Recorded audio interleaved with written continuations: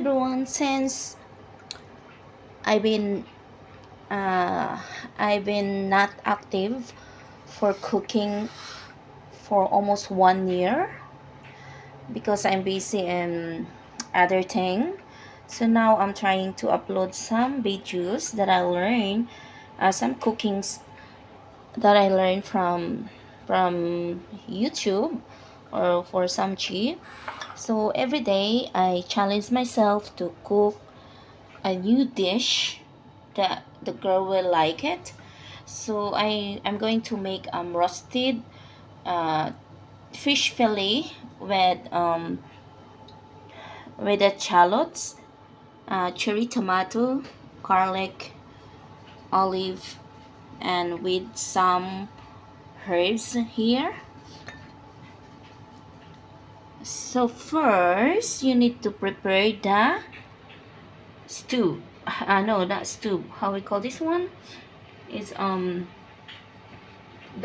brown, because the stew. Yes, I'm right. It's a stew. This one you can use for baking or stewing or something, but and you can put on the oven. So first you need to clean the fish like that. If you want it to divide for four, you can do it. Just cut it. Each one have 4 slices and like that, and then you can just put a bit of salt and pepper to taste, and then you need to mince the garlic. I have only four pieces, and tomato you can choose not to cut in half, but later maybe I'm gonna cut in half, but it's better not to cut, right?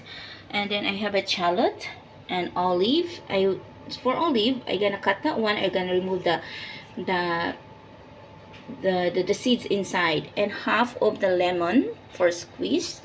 And then I have a red pepper and paprika, and how we call this one, the Italian mixed herbs, the pepper, salt, and olive oil. For Western dish, you need to use always olive oil. Then you need to preheat the oven. You just preheat the oven for 495 Fahrenheit. So later I'm gonna put it down in description if how heat is that. So you just cook it for 12 to 18 minutes. So I'm gonna start now to put the, I'm gonna place you here. Yeah, I am like this. I was busy. So I'm gonna put, let me check. Yeah, only don't mind the don't mind the messy, guys, okay? It's normal. I'm in the kitchen, so I'm gonna focus to the food. So now I have my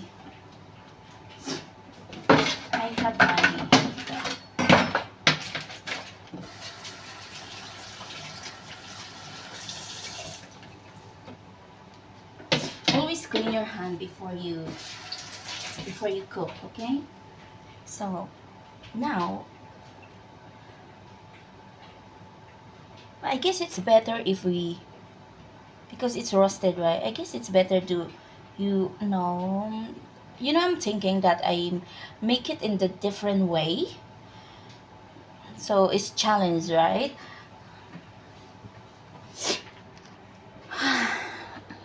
Pero ang gagawin ko, isusot ko muna ito.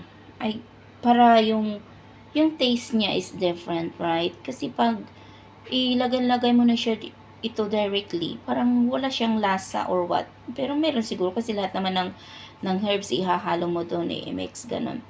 So I'm trying the different way if how to do it. So just keep watching, guys. So ito na, magsusot ako ng ng shallot at saka garlic at saka yung tomato. So lalagyan ko siya ng olive oil.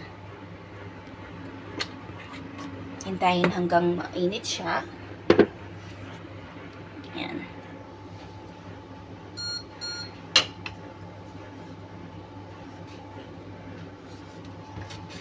Hintayin maging mainit yung pan.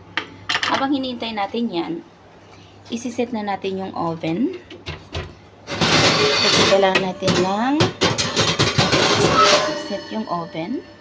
So, kailangan dyan siya nakaano guys pag ilalagay natin mamaya. So, kailangan yung set ng is dito. Yan. And then, yan. Dapat painitin nyo muna yung oven ha. So, I suggest na gagawin nyo muna 250 Celsius. And then, reduce it later if ilan lang yung gusto ng, kung ilang lang yung gusto, yung para sa pag natin ng mamaya roasted. So, ayan. Mainit na siya. Pero pasensya kayo kasi ako ng saucepan. Kasi, mga ngamoy kasi.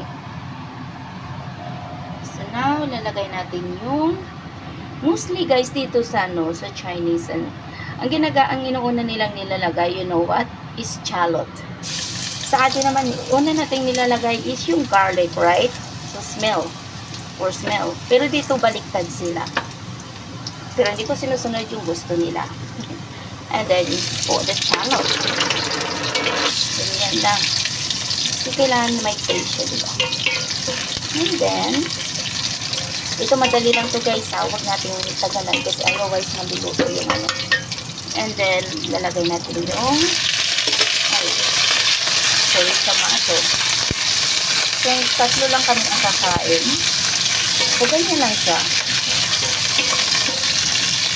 So, igaganyan ko lang siya. And then, siguro mga 1 or 2 minutes.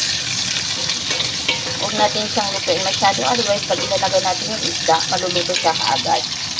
So, ganyan lang siya. And then, patayin mo na yung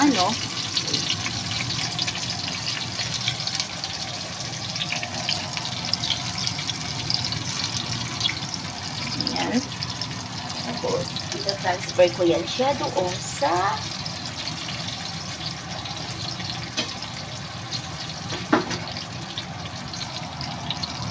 transfer ko siya. Kasi ganyan lang man siya eh. Huwag natin careful guys. Lagi ako pinapagalitan kasi hindi ako gumagamit ng gloves. Pag wala kayong gloves, makabili kayo nito guys. Ito. Rubber to siya. Lagay nyo lang left. Kasi itong stove kasi, ang ilalagay na natin to sa sa oven. Ipapasok natin to sa oven. So, nilipat na natin siya. Andito ako ulit sa kusina. Sa hugasan. Oops, makikita ba? Sorry. So, ganyan siya. So, ganyan na yung mangyayari. Sobrang laki ata ng at maliit yung konti yung tomato or something ko. Pero it's okay. And then, lagyan natin siya ng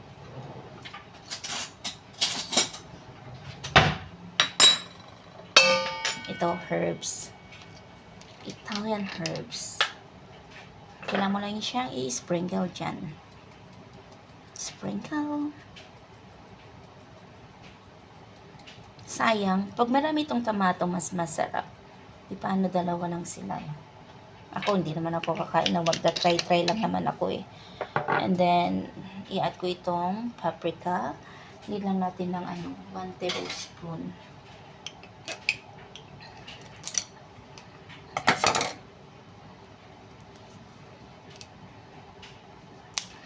Hindi ko pala nabuksan.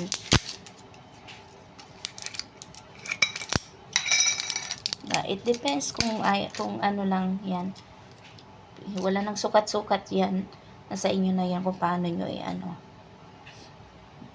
paprika. Alam nyo ba masarap ang paprika pag nung gumamarinate kayo. Yan. And then, halo-halo lang ninyo ganyan. Sayang, konti lang yung ko. And then, itong, nakikita ba guys? Parang hindi nyo nakikita.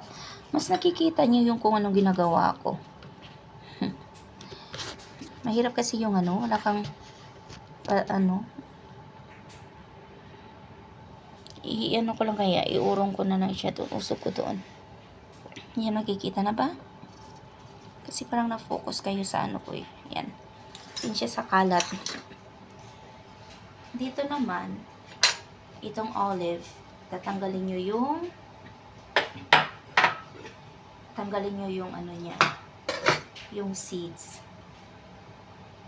Kasi yung seeds kasi yun ang nagpapaano. Since hindi ko kasi siya nagawa. So, lagay nyo lang siya dito. So, be careful sa knife guys. Yung knife namin is sobrang ano. Yan, tatanggalin lang siya. Bagong ano ko to sa kanila. Mag-ano naman yung mga bata mamaya. Sabihin, oh, bagong dish naman yan. Hindi na nila alam. Kasi since matagal na ako sa kanila, at yung panganay is, mag-story muna tayo ha. Magkakalis na kasi siya this ano. Oh, tingnan nyo sa kakamarites ko. Magkakalis na kasi siya this ano, September. So, doon siya sa London mag-aaral. So, maiiwan dito is yung isa, yung bunso. Kasi year 12 pa lang siya. So, may ano pa siya, may isang taon pa. So, matatapos na yung contract ko next year. So, nag-usap kami ni Amo kung pwede na ba akong umuwi. Nakiusap siya sa akin na since hindi pa daw tapos yung bunso, pwede bang i-extend ko daw. Kaso, nagtanong ako sa ano, kung mag-extend ka lang is only 6 months daw. So, baka yung ano namin is, baka mag-ano na naman kami ng kontrata ko. Isang kontrata. So, okay din sa akin. Favor din yun sa akin kasi nga, yung anak ko is nasa college pa. So, tama-tama lang na ano. Kasi next year matatapos na din yung anak kong ano. Hindi. Oo, matatapos na rin siya. So, tama-tama lang yun. Kasi dalawa yung anak ko. Isang civil engineering at isang nursing.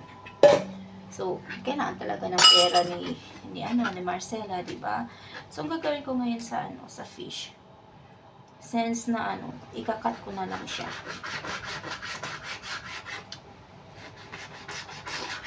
Okay. Ikakat ko na lang siya ng 3.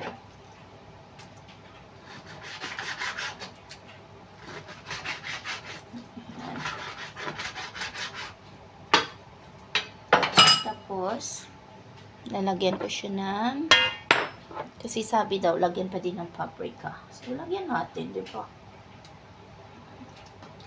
I guess for taste. Yan siya bali-baliktad. Parang namali. Una ata yung salt.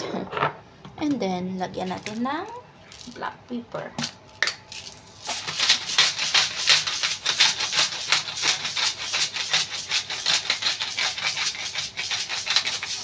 And then, salt. Sea salt.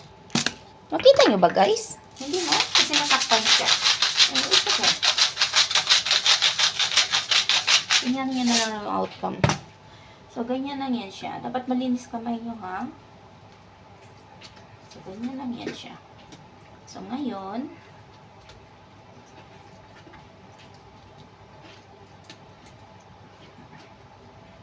yung ano pala, yung ito, kailangan natin to.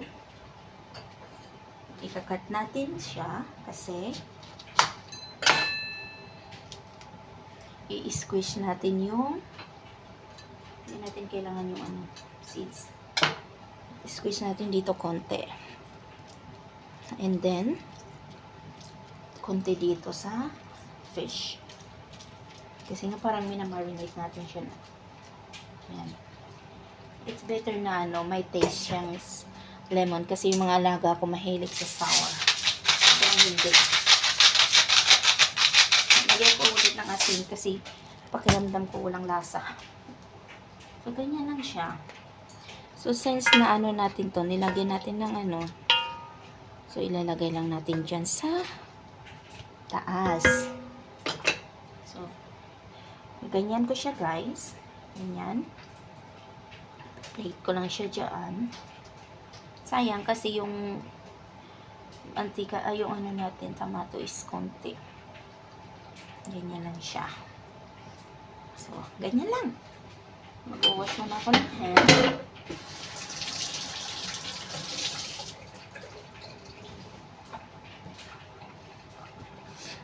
So, ganito na siya guys. Yan. Yan. Yung chili, ilalagay mo lang dyan sa taas mamaya. Bago mo ilagay doon sa sa oven. So, ganyan yung mukha niya. Oh, tapos i-roast mo yan dyan for only 18 minutes to 20 sa oven. So, ganyan lang siya kasimple, diba? Thanks!